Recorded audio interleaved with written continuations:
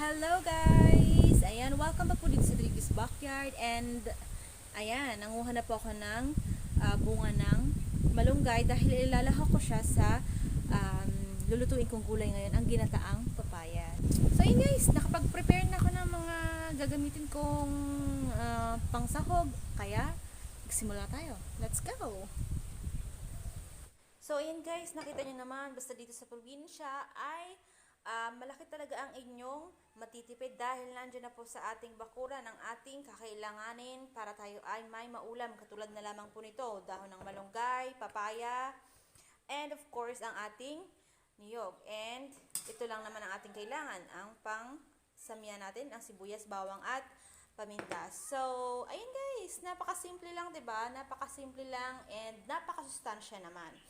So, ito guys, dahon ng malunggay na to ay dadagdagan ko na lamang ng bunga ng malunggay, dadagdagan ko na lang po siya ng dahon. Okay, para mas masarap.